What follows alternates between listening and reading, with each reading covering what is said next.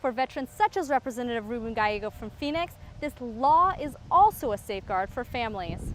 While President Biden's announcement comes as a relief to many, students and advocates across the country are already planning their next steps to seek complete debt relief. It was a packed day at the White House. The president, cabinet officials, religious and community leaders all gathered to discuss the issue of hate, and Arizonans were part of that conversation.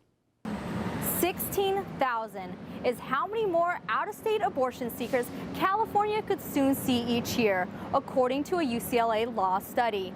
16,000. 50% of that number is expected from Arizona. Security is tight here in Los Angeles. Barriers surround the convention center as the Summit of Americas begins today. So Blinken took the opportunity during the media summit to announce a new hub of the Digital Communication Network for the Americas, a tool to fight misinformation and encourage a free press. Within hours of the announcement that the Queen had died, mourners started bringing flowers to the British Embassy here in Washington, D.C., where the Union Jack has been lowered to half-staff. An embassy employee said that more organized memorial events will be held tomorrow.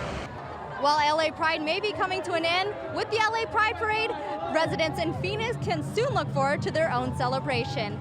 Phoenix Pride will take place October 15th through the 16th. In Los Angeles, Emilee Miranda, Cronkite News.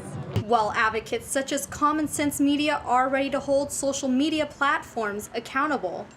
Companies like TechNet and Chamber of Progress argue that kids under 18 would no longer have access to important online support networks. While migrant and refugee children who live in the parks and on the streets face multiple barriers in accessing a proper education, those that live in shelters are given access to some education.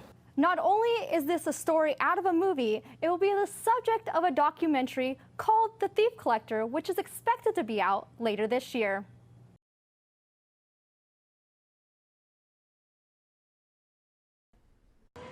Pride, I see you, I hear you, I support you, one love.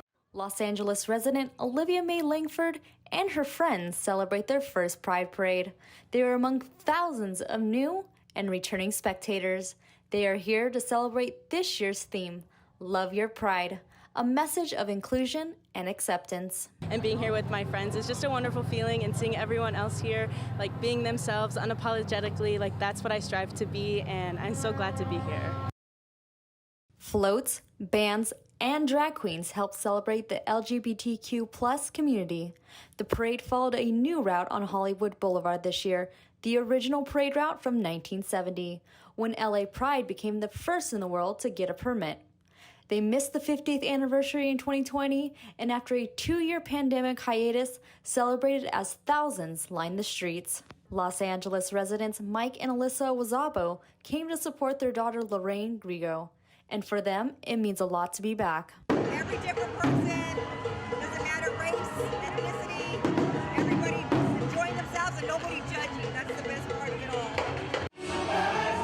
More than 130 groups participated, including the Gay Men's Chorus of Los Angeles, Classroom of Compassion, and Grand Marshal Sir Lady Java. One performer with a message to his performance, Emmett O'Reilly, says, I'm telling everybody it's okay to be gay. I mean, this isn't Florida where you can't even say gay. Here we yell, gay, gay, gay. And love is love. So it's nice to be able to do that in public and let everybody know that it's all right. While LA Pride may be coming to an end, with the LA Pride Parade, residents in Phoenix can soon look forward to their own celebration. Phoenix Pride will take place October 15th through the 16th. In Los Angeles, Emilee Miranda, Cronkite News. For 18 years, Arizona veteran Travis Burns said his migraines were the result of exposure to burn pits while he served in the Gulf War. And for 18 years, the Department of Veterans Affairs disagreed, which left Burns feeling like his country turned its back on him. When you go in the military, there's a social contract. You raise your hand and swear, and then the other side of that social contract is the country will take care of you when you come home wounded. And just because you walked off the plane doesn't mean you don't have issues. But that will change for Burns and thousands of other Arizona vets with the promise to address Comprehensive Toxics or PACT Act.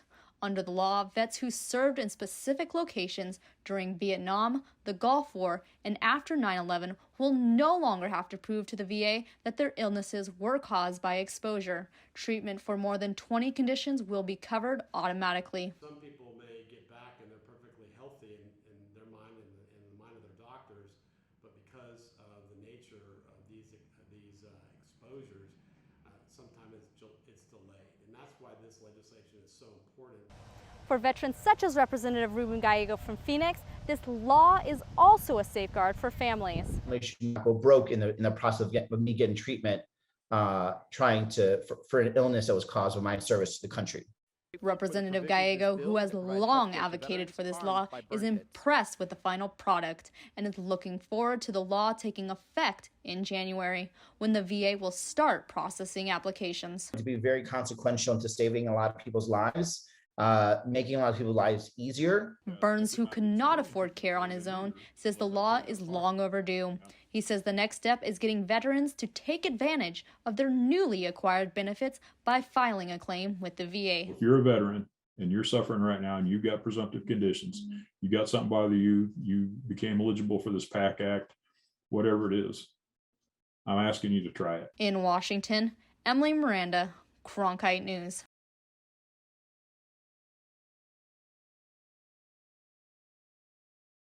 We could be facing another major supply chain issue, and it's all because of a possible labor strike. The first national railroad strike in 30 years could happen Friday if a deal is not reached between two major railroad unions. Title 42, a border policy imposed by the Trump administration, has recently been at the center of controversy. Reporter Geraldine Torellis takes us to Nogales, which has seen the impact of this policy. Now to the latest in the war on Ukraine. Ukrainian troops managed to slow Russia's advance and held on to the capital and other key cities, at least for now. Russian President Vladimir Putin ordered its nuclear forces to be on high alert. That threatened to elevate the war to a terrifying new level. Ukrainian and Russian delegations met on Monday on Ukraine's border with Belarus, but no word on whether there is an end in sight to the war.